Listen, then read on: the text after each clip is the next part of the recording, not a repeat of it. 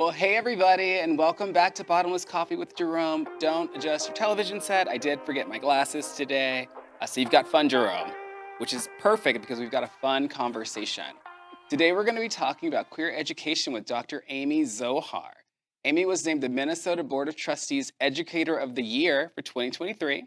She is a professor at Inver Hills Community College, where she is also the staff advisor for the LGBT Club. Welcome, Amy. How's it going? Good. It's good. Yeah, it's a beautiful day. It is really nice. I moved to Minnesota from Atlanta Uh-huh. after an ex. Exes are exes for a reason. Don't get back with your exes. But it was August when I landed, and I was like, "Oh, everyone here, they're like Smurfs. It's Uh-huh. wonderful." So yeah, it's not cold outside, so we're all in wonderful moods. Right. And it's not hot. I'm from Texas. Oh, okay. This is pure bliss. I was just in Texas last weekend. I went to Austin. It Best was place to go. fun. Oh, is it? Okay. Yeah. I got a little flack on the internet. They were like, "Why are you going to Texas, Jerome?" I was like, "It's the weird one for Texas. I promise. Austin's Yeah, cool." Austin is fantastic. Yeah, It absolutely is. Like their slogan is keep Austin weird for a reason. And it 100%. fits. Yeah. Yeah. I grew up in the Dallas area. Oh, I'm sorry to hear Yeah. that. Yeah. Well, why don't you tell us about the journey from growing up in Dallas, Texas, to being the Minnesota Board of Trustees Educator of the Year? Well, it was a very straight trajectory. I was like, happy accident or on Right. purpose? Well, you mentioned an ex. For me, it Mm. was I moved here because of my now spouse. We were engaged at the Oh, time, wonderful. and so, but yeah, no, I grew up in Texas, in Dallas area. Went to public schools. My mom's a teacher. Most of my dad's family are educators, and so it was really like education was kind of the family business in a lot of ways. Mm. And yet my father is an engineer and both of my sisters are engineers. Oh, okay. So like It fell to you. I was this weird oddball who does nothing in the STEM Yeah. at all. I'm in communication. And my parents were like, what is communication? And I'm like, really? This is the question you're gonna ask me? And so, but it was really funny because originally my dad was like, you can't do anything with a communication degree. And now he's like, you can Really? do everything with a communication degree. There And you I'm like, go. I know. I've always known. Right. And so, so I ended up teaching high school in Dallas for a few years. Was a new teacher of the year when I taught in Plano, Texas, which was Oh, awesome. it is kind of a straight Yeah, it trajectory. kind of is, and in a weird, not at all way. But then I just the school district I worked for would pay for my master's degree, and I was like, well, let's get one of those. Why Yeah. not? And so I got my master's degree and realized I wasn't done learning, so moved to Denver Okay. and got my doctorate at the University of Denver. And if I had not fallen in love, I would still be in Denver. Oh, I was really? never gonna leave Denver, but it is Sure. what it is. It's such a Sure. great place. I was just there a couple weeks ago, and so yeah, in Denver, I was happy and I was having a great time. And I was another time I was offered the first year experience educator of the year. It's one of those that like, Are you kidding? no, I'm not. I'm not. It's really like, let me brag about myself. But at the same time, it's one of those that I ended up here because of love. And then I ended up at Enver. In truth, there was a dean who I sent my CV to, and she was impressed and offered me the job sight unseen. And then um, it was one of those that in the classroom, I am the most me Yeah. of anywhere in this world. Even at home, laying on the couch watching TV, I am not as authentically Amy Zohar as I am in the classroom. Yeah. And that I think is what really stands out is that I was born to do this. There's no doubt in my mind. I was born to be in the classroom and I was born to be me in the classroom as authentically as I can be. Can you remember your first day in your first classroom? Was it kind of like did you already know before your first day that this was gonna be it? Or did you walk in that first day and you were like, "Oh, I found me." Well, before you get like your first classroom, you have to student teach and do all this Oh, stuff. sure. So for me, I started working at youth camps back in Texas in Okay. the summer, and I fell in love with that, with leading small groups at youth camps and Like leading. camp counseling kind of Yeah, thing, like in the woods or at the creek or yeah, pretty much. It was okay. fancier than that. I'm Okay, I'm okay. I'm, I'm a princess. I don't. If the walls are cloth, I'm out. Dr. Princess Amy Right. Zohar. I am a, like, if there is not central air, why am I here? Kind of person. So, like, Okay, so noted. it was actually a Presbyterian church camp outside Oh, of San okay. Antonio, Texas, in the Hill Country, Cool. which is to me the prettiest. This one specific camp is the prettiest place on earth for me. It is my favorite place. When I need an escape, that's where I close my eyes and go to. And So so, in church, they call uh-huh, it like a calling, yeah. right? So we're at the time where you're like, hmm oh, my calling is to hmm teach. My calling was to work with young people, Okay. and I thought it was going to be middle schoolers, Oh, okay. but I've never heard puberty that is before. unpleasant. And young people going through puberty is unpleasant. And I realized Yeah. that I was not um, middle school friendly, I think is a good way of putting it. I Okay. did not have the patience. Anybody who teaches people between the ages of like 11 and 14, you are a saint in my book. Well, were these not the age groups for the kids at the youth camp? They were. And that's Okay. when I found out that I was good. Oh, okay. That's interesting. Okay. And then I started working with the high schoolers at camp then too. Yeah. And high school was like my sweet spot. I was going to teach high school for the rest of my life. And I was fortunate enough that my first day teaching, you asked like hmm my first day teaching was at my alma mater. Oh, I taught in B108. My mom was in B204 okay. teaching. So there was Mrs. Zohar and Miss Z, and the students called us Mean Z and Nice Z. I was Nice Z, I and my was gonna mom was ask. Mean Z, and they would come into Mean Z, and I was like, "You want me to badmouth your mom?" Right. And Right. one student looked at me and goes, "You just don't know how bad she is," and I was like, "Do you not understand what my mom means? Like, she's my mother. That's great. You don't even know how You bad she don't can be." understand. She comes home from y'all to Was us. this middle school? No, this is high Oh, school. oh, It okay. was high school. And so I really lucked out that my first year teaching, as I was failing epically, as everybody does their first year teaching, I was surrounded by, it's normal. Well, Like, you say failing out, but you were awarded like uh-huh. best. Okay, okay, Well, that was the okay. next school I went to because I was new Oh, faculty thank you, there. thank you. But no, I was nominated at this school. You're like, but I didn't Oh, win. I didn't win. Darn it. No, but I had my mom upstairs to mentor me. My high school counselor was down the hall. Yeah. My favorite teacher of all time had just retired, and she was popping in to check on me and reaching out. And so I had a lot of really incredible mentors and love around me Yeah. as I was floundering to find who I was. And I chose to leave that school and go to a different district, and that's when I started my award-winning track. But Well, so we have previously been mhm, involved in a conversation, I will say. mhm. I came to Inver Hills Yes, you did. and I had a really lovely conversation with some of the kids from your LGBT plus club. Mhm, And so I'm curious about when your passion for supporting queer youth mhm. like emerged vis-a-vis your award-winning career trajectory. Truthfully, uh, it was one of those that I think I wasn't even aware of, like, the equity and inclusion LGBTQ mindset when I was first starting to teach. It wasn't until in my doctorate program that I started learning about queer theory, that I Okay. started really getting into how can schools be more inclusive and accepting. So it was much later than I think I would expect it to be. Um, and so it was really a situation of how can I make students feel as safe and as authentic and welcomed as possible in my spaces, Yeah. that I started really changing the way that I teach and going from more of like test essay type ideas to more like projects and more inclusive ways of learning and expressing oneself, which you'd think communication classes, that's where that should exist. Sure. And so I was really fortunate on that, kind of figuring it out and how authentically being inclusive fit into these kind of project ideas. But when it comes to my actual like work specifically with LGBTQ students, it really didn't start until Inver. Oh, I was hired as an adjunct, and at new faculty orientation, they're giving us the tour.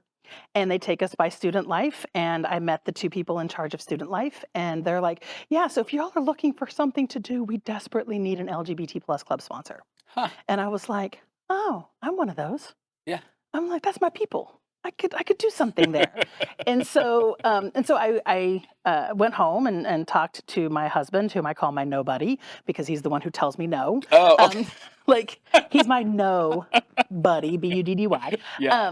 So I tell him, like, he's the one who's supposed to tell me no. Right. It doesn't sink in very often. I'm way too good at saying yes. It's a problem. Hence why I'm here during my summer. You're like, And sometimes I like to be told no, and then that right. motivates me to do it anyway. And I do, but he's like, if that's something you want to do, and I was like, yes, it is. It Yeah. absolutely is. And so I walked in the first day of teaching at this new school. I was the faculty sponsor before my first class. Wow. At this new school, and I was covering for somebody on sabbatical who ended up leaving the school, and I started working with them. And the president at the time was really activist mindset, and so was really pro speaking out for drag. Huge fan of drag, Okay. and so he and I had lots of conversations about how to make the campus more inclusive. And it started there. And interestingly enough, it's one of those that I don't do anything by halves. I Right. call I myself get the that. queen of excess. And I Dr. am. Princess, Right. Queen of Excess. Yes, yes. I have a lot of titles. It's fine. And you can imagine how happy Sean is about all the Yes, titles. absolutely. And but I dove headfirst into, like, what can I do to make this place better? Yeah. What can I do? And I was hearing some grumblings here and there, and then I was invited to a conference of LGBT plus supporters of college students at the Mid-State System office. And I went, and over the course of the day, I'm like, wait, what do you have? I want that. Wait, Yeah. what do you have? I want that. And I made a list of all the things I wanted Inver Hills to have to be Fabulous. more inclusive. And I walked out the door, and I went, and we had just hired an associate vice president of equity and inclusion. I don't even think he'd been there a full week yet when I sent him an email, and I was like, we need to meet. I have demands. And How long was your list of demands? it wasn't that long, Okay. honestly. It was 5 items at that point. I was like, well, Oh, five that's is not fine. bad. 5 is not bad. Because you're in communications, so Right. you know. I was like, I gotta ease them into, and so he and I met, and he looked at me. He goes, "You know what you need?" And I said, "What?" He goes, "Nothing's going to happen if you and I go to the school. Hmm. Nothing." And I said, "Okay." He goes, "We don't have power. The students have power." So I went back to the club, and I worked with them over a summer. 4 students and I over the summer, and they wrote a letter of their requests, an open letter to the college, and Yeah. it was incredible. And this was 5 or 6 years ago now. It was a while ago, 6 years ago now. And I had only been at the school maybe a year and a half at that point. And Wonderful. I was like, we're changing the world. And they wrote this letter, and we sent it to the AVP, the president of the college, and the vice president of student success. And we said, this is our demands. And they said, okay, okay. Okay, so this was part of this took place over the summer. Mm-hmm. But I know that you are, as teacher of the year, you're helping prepare these kids for, Mm-hmm. the world. Mm-hmm. Did you incorporate some of that activism into your, I guess, standard practice, Mm-hmm. or what does that look like? So in my classrooms, we do what's called community-based or service learning. Okay. And so the projects are very much so connected to the community. So in the fall semester, in my interpersonal communication classes, all their projects are around food and housing insecurity. Mm. So the campus opened a food resource center 4 years ago now. So we support that. We do work with Open Wow, I had Door no idea. That's Pantry, so with nice. neighbors. Yeah, we have a lot of community partners that we work with around food and housing insecurity. And the students, depending on what activity I have as the final project, they've written zines, which I think are so much fun. I'm Yeah. such a fan of the zine world. They've created TikTok videos that can advertise things around the cities. They've done, oh my gosh, they just this past year, they created infographics around culturally specific food needs Oh, for the Food and Resource Center. sure. So, like, when it gets close to Ramadan, they can make sure there's a lot more halal options. When Yeah. it gets close to the Jewish holidays, a lot more kosher options. And just year round, having a better variety of foods than the Minnesota fare, It's shall we thoughtful. say. Ugh. Yeah. And it was really neat to watch them do Like the all fried research. foods. Right. Yeah, which is great. There's no slam on that, but our college, we have an incredibly diverse student population. We have a lot of Hmong students. We have a lot of Islamic students. We have a lot of students who would practice the Jewish faith. We have a lot of, I mean, just it's a really diverse group of students Yeah. who are utilizing this resource. And so in my classrooms, the students have to learn how to research for this, how to talk to community partners, how to engage with clients when they're volunteering in different places, kind of how they check their own judgments of people who are experiencing food and housing insecurity. Because it's one of those, the number of times that students come back and they're like, I saw my friend from high school. Mm. He and his family were at Neighbors getting food. And I'm like, yeah, it's real. Yeah. And it's nothing. It's not a big deal. And so that's one of the projects that we do. My intercultural classes in the fall, they're writing children's books with the 3rd and 4th grade class at a local elementary school Oh my gosh. about how they want to be communicated with on their identities and who they are. And Wow. yeah, like one of them wrote about a monster who just wanted to be seen as special when everybody wanted them to be normal, and just journeys like that. And the I'd read that. students write, and it's really cute to watch the 3rd and 4th graders with we call them the bigs and the littles, Sure. the littles with the like, where are our pigs? I'm like, they are not in my class anymore. Because I've had to go back to the school a couple times, and they're always like, "Where's our pigs?" And I Yeah. was like, "They're doing great things in other classes," but it's really fun. And then in the spring, my interpersonal classes do projects around gender-based violence awareness and prevention, Mm. which I thought I would get a lot more pushback on. And almost every single student, because it's a touchy subject. Sure. Almost every single student thanks me for it at the end of the semester because they either learned more about how to be a better ally. We talk a lot about the definitions and how complicit we oftentimes are in rape culture.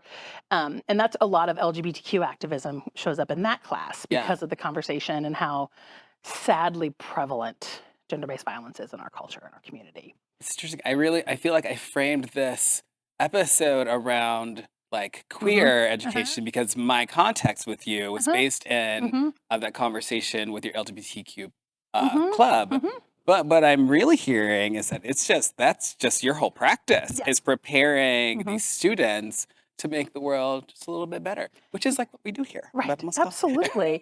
Yeah, my mission in the classroom, as I tell anybody who's willing to listen to me talk about my students, because I can talk for days, is I want them to find voice and to know that what they say matters, and that who they are is very important to the world around them, and what they have to say can change everything. Oh, that's fantastic. Well, I want to hear more about that. Yes. More about your mission, more about your practice, more about your Absolutely. methods.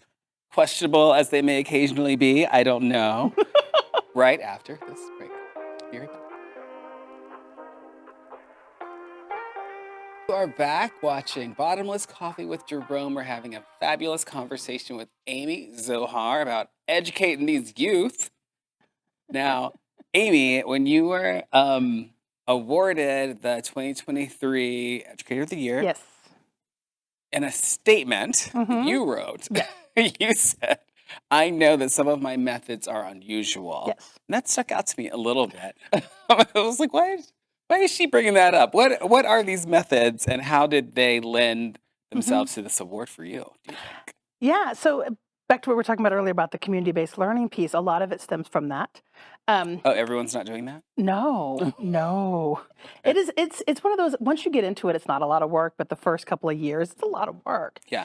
on top of everything else. And so I have not given a test in over a decade, and I am okay with that. Oh, I'm okay with never giving a test again. My students are to read, and then we discuss it in class. And if somebody's not talking, I reach out to the student. I'm like, hey, how are you showing me you're catching anything? yeah. And so they have to kind of engage with me in a different way. And there's a lot of freedom of choice. So like, if you don't want to get involved in class discussions to show me what you're learning, you can email me your reflections on what we're talking about. You can create a video where you just send the video to me. You can meet in my office and talk to me about what you're learning. It's really up to the student in a lot of ways. A lot of ownership is put on the students with some of my assignments because they are project based, and everybody's projects are going to be a little different. Sure. It's really hard to have one standard rubric for most of the work that I do. So the students control usually anywhere from 30 to 40% of their grade. They tell me what to grade them on. They write their own rubrics. Really? Yeah, which is Cool. fun Yeah. and weird. And Oh, I have to say, I don't think this makes your job any easier. oh no, no, but it makes it more rewarding because you also find out what they really cared about Yes. in the project.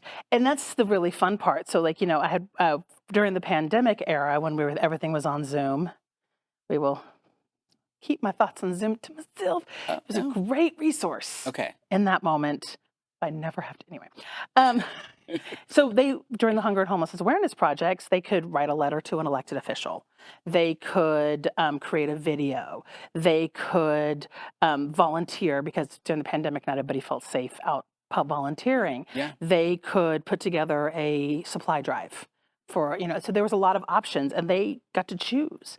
And then they got to tell me what to grade them on because you can't grade a letter on the same standard as a supply drive. Right. And so it got to be really funny. One student created a animated video talking about the best way to access resources if you find yourself unhoused. And That's wonderful. Like, okay. Yeah. And so do that. All right, you get a good grade. Right. Not in my skill set, not in my wheelhouse. But it really was amazing to see how they were able to just really bring themselves to the projects. And so when I say it's unusual, it's in the fact that a lot of it is very driven by the students. Yeah. In my intercultural spring classes, we host a social club. There's an organization in the Twin Cities called Living Well. Living Well is a residential program for people experiencing all different types of disabilities. Oh, okay. And so they have houses all over the Twin Cities and beyond. And we invite those in Dakota County and near Inver Grove Heights to come and hang out with us on Thursdays for an hour and a half during class time. And they play games, they do nails, they color, it is the most raucous, interactive group. And then you have this over in the corner, this really quiet table of people coloring while everybody else is playing beach ball, volleyball, or whatever. And the students have to plan the hour and a half and they have to lead it. Yeah. And it is incredible to watch them. And they'll come into class like, we haven't written a single word all semester. And I'm like, I'm good with that. Right, Okay, not grading that. Yeah, well, you already know they're doing that in other classes as well. Exactly. As you're sharing, I'm thinking back through my college years, and I feel like there were a lot of statements that were like, you're an adult, you've got agency, you can do this, but then there not being any actual agency. It's kind of like you're kind of like teaching students how to become adults and how to be responsible for their own lives and the things that they can do and where their capacity lies. It's really fascinating. Yeah, and it's a lot award-winning. I mean, it's so much more fun than reading a paper. Yeah. And no shade. For you, yeah. Right. No shade on those who really love that. But that doesn't show me how you can communicate with somebody on the street. Yeah. That doesn't show me how you're going to grow and develop. And watching students figure out during the course of the semester how to do this is really lovely. And how much power they actually have. Which brings us to that activism piece. Yeah. You mentioned, was it the vice president or associate dean of diversity and inclusion before? You told us where it started. Like, did your activism continue? Is it like exclusive to Inver Hills, or are you active in other areas as well? So most of it is at Inver, just because I'm tired. Sure. I mean, I know I don't look it, but I'm almost 50, and almost 50 comes with some tired. But truthfully, all of it starts in the classroom for me. Yeah. And I'll tell my students flat out, like, you will not see me really out protesting. It is not a safe space for somebody who has my potty mouth to be in places where I could get arrested. And you're emotional too. Oh yeah. Yeah. Oh yeah. Yeah, not safe. The smarter place for me is elsewhere, but that's one of the things that we talk about both with the LGBT plus students, with my students in class, is the fact that it takes all different types of people to affect change. Yeah. I am really, really good at volunteering. I am really, really good at education. I am really, really good at connecting people. I'm one of those bridge people. Like I like to connect dots, and I joke that I collect humans, and that sounds like I have a people in my basement. I don't, right? I don't. But even like the fact that I'm here with you is because I Yeah. collected Yeah. you into, built a network with you. And so that's what I teach my students, is that you have to be willing to build those networks. And Yes. you may be really good at protesting, and I have students who are incredible at it. They go all the time. I'm not that person. Yeah. But I will Same. happily go and sit with my elected official and advocate in a one-on-one way. I'll happily go to the Capitol building for a rally and then go talk to elected officials. Yes. And I have my students do that too, please note. Oh, that's good. Yeah, the class that works with Living Well, they go on the Living Well Day on the Hill, and they advocate, and they go meet with elected officials with their friends they've made Yeah, now. that's so important. Yeah. It absolutely is. My public speaking classes, that's what they have to do as their projects, is go talk to a city council or a school board Yes. or elected official. It's such a different experience Yes. from being on the streets and protesting. Right. Because if you go and you just give your like talking point, you read your sign to your official, they're gonna be like, well, I can't do anything with Right. that. You actually have to translate this into something meaningful for me. Absolutely. Yeah. And that's what I try to get them to see, is that Yes. in this moment, what may be needed is us out on the streets. Yeah. But however, at the same time, we need people over here registering people to vote Oh, very much so. and educating them on what voting means and how we vote. We need people over here fundraising, because it Yeah. is not cheap to do this. It is not. And Equality is not cheap. No, it is not. And I work at a state institution, Right. and so we cannot fundraise. So it's Right. figuring out, and the students, a lot of them are like, well, we'll just raise some money. You can't legally do that. Yeah. So how else are you going to affect change? And all of a sudden it's like, oh, wait. I mean, signing a petition is awesome. Writing your own letter is more impactful. Yeah. And we talk about how, like, it's your job. Like, our elected officials are required to respond to you. Like, that's their job. Yeah. And they'll be like, but it's a form letter. But it's a form letter that acknowledges you said something. Yes.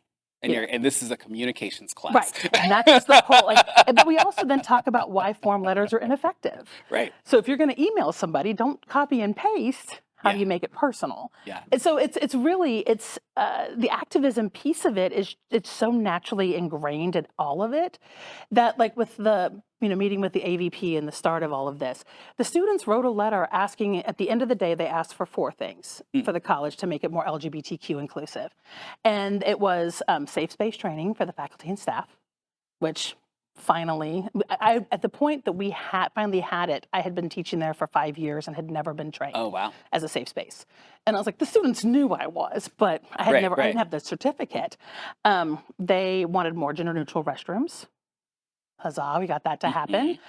We added 3. That we're still working to add more. Yeah. Then they wanted gender neutral locker room, which we now have. Before, they had access to a locker room, but it was the faculty men's locker room. So there were men on campus, faculty who had a key to it. Right. That could just walk up, unlock the door, and walk in, because there was no way of acknowledging that it was occupied. Yeah. Oh, great. And to get into it, the student had to go to a student employee and out themselves. Right. I can't use one of the gendered, I need the neutral. You can't just give us any old thing. You have to be thoughtful about it and like actually execute on it and like an intentional way. Yeah. And then the last one, which you have seen, is the PRISM Center of Gender and Sexuality. Yes. They wanted an LGBTQ space. And this letter was written by students, almost all of them dropped out of college that wrote the letter. Only one of them actually graduated, which is not unusual for LGBTQ students in college. I didn't know that. Yeah, it is incredibly difficult. It's one of the highest dropout rates are in LGBTQ students, because they just don't feel safe and included. Oh. And so that's one of the things I was fighting. And now this just 2-3 weeks ago, whenever graduation was, a month ago now, I guess, all but one of the officers graduated, and the one who didn't is still in school. So like all of a sudden, that was my first full group that graduated that hadn't, because usually my officers don't make it to graduation. And because it's that, like the challenges are really different. Yeah. Because for example, like I mentioned, we added 3 gender neutral restrooms. Our campus has 9 buildings. Okay. Of the 9, 5 of them have gender neutral restrooms. And so 4 of them do not. One of them is where all the nursing classes are taught. So if you're a member of the LGBTQ if you identify as trans or non-binary in that Mhm. building, you have to leave that building to go to a different building to be able to go to the bathroom comfortably. We're in Minnesota. Bathrooms. I We know. do not have tunnels or skyways at Inver Hills Community College. We have open air campus. Yeah. And a lot of faculty on the campus, because we live in a world where mass shootings have happened at college campuses, they keep their classrooms locked. Yeah. So if a student goes to the bathroom, if it's in the same building, they're not gone that long. It's not that big of a disruption. A lot of times, like their breaks are long enough that they can go. If you've got to go to a completely different building Right. and there's only one in that building and there are 10 students in line for that one or Oh, whatever, yeah. it's problematic. I mean, I hate being inconvenienced in the slightest. Right. There's like no way. Oh, yeah. Like, what do you mean I have to go Right. across in like a foot of snow? An interesting intersection Uh-huh. is that I recently sat in on a facilities meeting, like an education facilities Mhm. meeting about bathrooms. Yeah. And everyone on the call was just kind of like, why can't we just all have like the mixed Uh-huh. bathrooms where everyone can just Right. they're like, we don't care what you do in the bathroom. Just Right. use the bathroom and get out. Right. And there's this weird Mhm. legislation about Mhm. exactly what a bathroom has to be and what have you. And so there are just these like little things that people are still working to change. But you can't have a protest about that. No. You know what I mean? Like no one's gonna Right. I change threatened. subsection 3-F Right. or whatever. And that's exactly it, is that Yeah. people don't realize in state institutions, there are laws on how many stalls Yes. have to be gendered a certain way. And what size are they? Yes. And Yeah. yeah. And how ADA accessible, which Yep. a lot of schools have gone to where like the ADA accessible is also the gender neutral, is Uh-huh, also, and I'm uh-huh. like, that is a lot of hats for one little room to wear.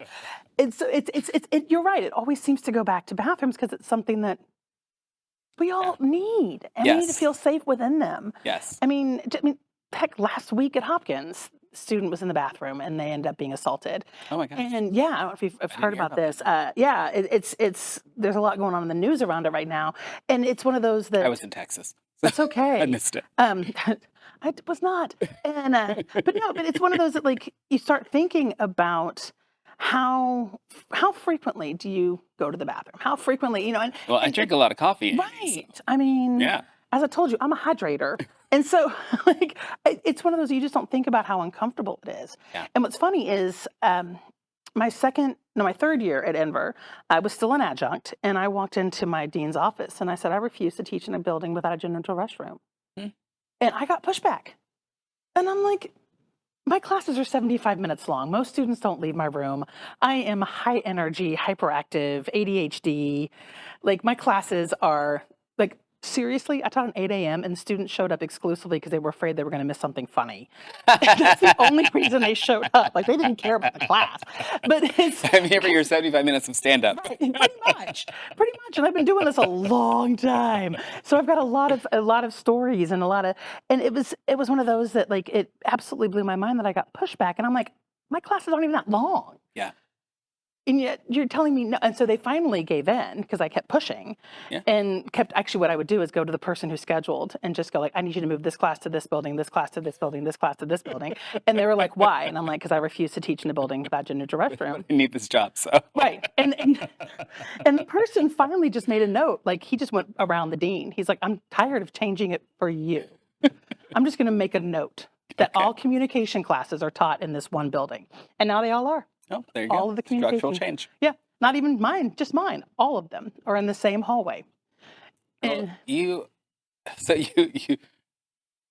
do a lot. yeah. You mentioned a moment ago, and Uh-huh. I just didn't want to lose it, about the number of queer students Mhm. that drop out. You Mhm. recently had like an achievement. I know, it's very excited. Is that how you're measuring success as an educator? Is it in graduation rates, or is it some other way for you? For the LGBTQ students in particular, it's not so much graduation as it is finding what they want to do. Yeah. Finding that purpose, if you will. Yeah. For some, it's graduating. For some, it's transferring. For some, it's just transitioning into this job that they've always wanted. They can, So it's really up to the student. In my classroom, it is absolutely 100% if they walk out feeling they they can speak up. Mm. They can affect change. They have a voice. That's where I find success. It is not in the I love Dr. Z's great moments. I don't really care about those. Yeah. It's the I'm walking out of this room knowing more of who I am and knowing that I can make this world better and different. And that to me is success. I mean, graduation rates are awesome, and don't ever, don't ever let my boss hear another one. Okay, That's okay, great. okay. But that's truthfully the least important part for me in a lot of ways. I want my LGBTQ students to graduate because that's unusual. Yeah. And this year, actually, whoop, whoop, we had our first ever lavender graduation where we got to Oh. celebrate our young queer students surviving and Yeah. thriving in a system that was not built to support them. And it was incredible. They were so awesome. We had a drag show with it. For every one of them is the first time ever doing drag. Dick Von Dyke came out and hosted for us. Okay. It was amazing and wonderful. And you talk about queer joy in a Yeah. space. I mean, it was everywhere in that space, and it was really fantastic. And they realized that there's a celebration, that they're special. That sounds a in lot more graduating. fun than the Yeah. regular. And you've been to quite a number of Oh, graduations, so. yes. Yes. I mean, they still had to walk the stage, but they got to do it in their lavender stoles with the pride flag on it. And like they were out and proud, and they got cords. Yes. They got cords in the rainbow and trans flag colors. And they were so excited and proud because they should be. Absolutely. And every single student who walks through my door, whether they're LGBTQ or not, should walk out of the room being proud of who they are. And a lot of that stems from the fact that I'm proud of who I am. Mm. It's not easy being a fat queer woman in this world. Forget the fact that I look like a Karen. I'm not one, but there's been accusations.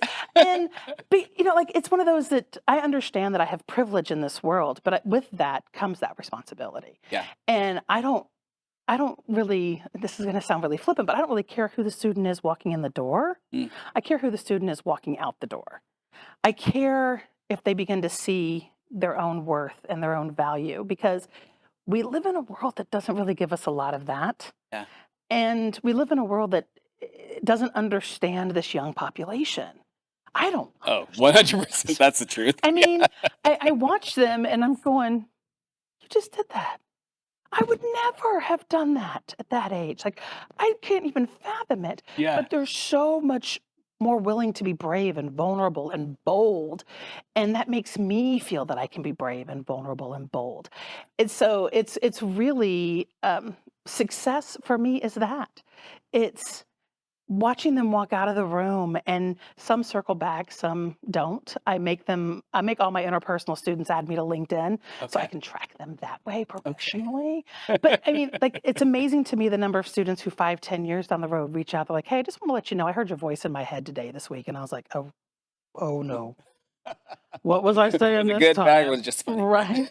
And it's always something to do with, like, somebody was telling me their story and I didn't believe them. And I remembered you saying it's not your job to judge, it's your job to listen and believe. Judgment will come where it comes. Oh my Like, that's gosh. not your job. And because it's true. Like, I mean, you were teaching here I'm today. and but it's one of those that's what I want for them, Yeah. is because if you are willing to share your story, if you're willing to own your experiences, own who you are, and you're met with resistance, Yeah. it pushes you back in places that aren't safe or healthy or well for you. But if you're met with, okay, all right, Well, let's tell give me it a more try. about Yeah. this. Like, I'm curious now. It changes.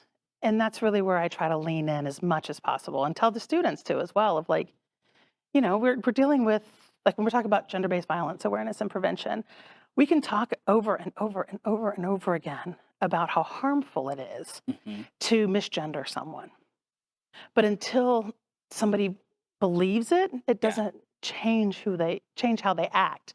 And so it's fascinating to me how, and of course I don't ask my students to share their stories, like, that's not my job. Right.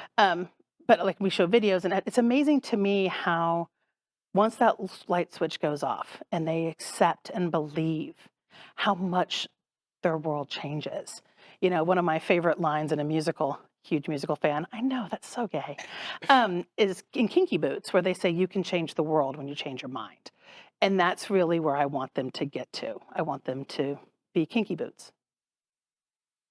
More with Amy Zohar and Kinky Boots when we get back. Don't change the channel. I think we've got some more good stuff coming for you. Welcome back. You're watching Bottomless Coffee with Jerome. We're chatting with Amy Zohar. Sorry, Dr. Amy Zohar. She has a lot of titles. She does. Honestly. And she's still paying that doctorate off. So. Oh, okay, okay. Yeah, she got some student loan debt. Come on, Joe, forgive it. Please. Well, we've reached the point in the show where I want to make sure that you get to express yourself however you see fit. Okay. So is there, and I'm wary about this one, is there any message that you want to make sure that the audience takes away from our conversation today? I think the main thing that I constantly think about when I think about like what's the legacy, right? Like what's the legacy that I want to leave this earth with, or what's the thing? And for me, it's that find out where you're willing to fight, because all of us have something to fight. Yeah. I mean, rather it's fighting against something I believe in, which a lot of people do, or it's fighting for something. You know, it's really find out what your fight is, and fight to the point that you don't have to fight anymore because other people are fighting with and for you. And that's where I am right now, as with activism for myself, particularly at the college level, is I would love for students to see that when it is LGBTQ related, it doesn't land on my desk. And right now, if it is gay adjacent, it lands on my desk. And I'm just a professor, which, okay, maybe not the word just should be attached there, but that's my job. My job is to show up and teach communication classes. Everything else I do is extra. Yeah. And it's not the labor that I'm paid for. I mean, I don't get paid for my gay job. I get paid for my day job. And I really, really wish that was not the case. But I mean, during the pandemic, I tracked it because we were fighting for those 4 things that the letter was about: the prison center, the bathrooms, the locker room, and the safe space training. And that was during the pandemic that we were really fighting hard. And by we, I mean whatever students were coming in, I was introducing this fight to them and they were jumping in the fight with me. It took us 4 years to get those things done. Oh, wow. And that's a lot of fight. And since then, everything that could possibly change the campus. A student complained about us flying the trans flag on Trans Day of Visibility. And a student. Right. One. And we had to take the flag down and weren't allowed to fly it on Day of Remembrance. And I was like, oh, no. And there was a conversation about not being able to fly the Pride flag during Pride Month. And I'm like, hey, hold my tea. Right. I'm gonna have a conversation. And so it was one of those, like, I had to fight for there to be a policy then. And luckily the college agrees with me. I tell whenever administrator tells me no, which is not a safe space for them. For me, it's fine. That I have more yes in me than you have no in you. So tell me how long you want to think this over, and I'll come back. Because at the end of the day, I'm not asking for anything ridiculous.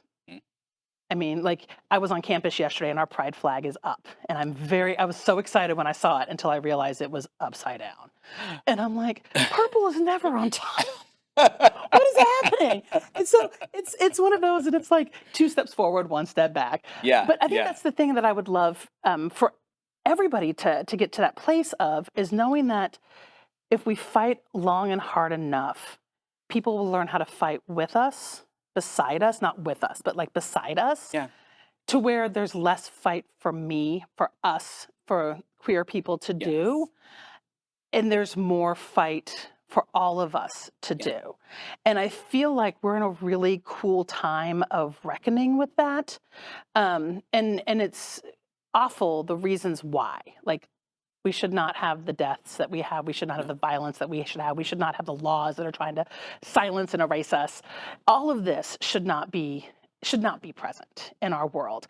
And yet it is. And so every time we get one little thing, there's a whole echelon of people who are trying to take that and more from us. And so it's really a matter of figuring out the ways to get people to feel they can fight with you, fight beside And you. teach them how. Yeah, Like you're literally exactly. doing. Yeah. Yeah. And that's and when my students leave the classroom in my communication classes, if they don't care a whit about LGBTQ fight, I don't care. Yeah. That's fine. I got that. I got it covered. We're good right now. But it's what are they going to fight for and fight about? And I always love when they come back with like, I was able to get a job because of this project because I was able to talk about how I can do this stuff. And I always love that because that's the beauty of it. Yeah. I mean, how many classes will the student take that is literally a resumeable project at the end of it? Yeah. And that makes it all the much more rewarding and worthwhile because it stays with them. You know, that idea of legacy is what are you willing to do to make it to where tomorrow is easier than today was? And who are you going to grab to join you in that? How are you going to teach them to join you in that? And then how are you going to learn to step back so that other voices can be louder? Oh my gosh, I need you teaching so many more people. One classroom is not enough. I mean, it's enough for me. They can take classes at Inver with me. Okay. I'm going on sabbatical next year. I will not be teaching. Oh my Who am gosh. I kidding? I can't help myself. I'm doing it here. Do you know what you're gonna do on your sabbatical? I do. At the I'm last minute that we have. right. I'm getting a couple of certifications Of to course. create open educational resources because I feel like students should have free access to academic resources, which Inver does as well. Inver's got a huge program around that. And I am going to be working to create 2 open educational resource textbook type things for my classes that incorporate the community-based learning with whatever theme like hunger and homelessness, disability, so that they can read and learn about that during the process. And it's not that dry textbook that doesn't really work for me or them. So yeah, and then I plan on like doing a lot of traveling. Well, I look forward to hearing about your traveling, Yes. but also hearing about how you're helping teach students how to change the world. Mm-hmm. We You've all been can. fantastic, Amy. Thanks. Thank you so much for coming onto the show today. Absolutely. I Thanks had for no having me. idea.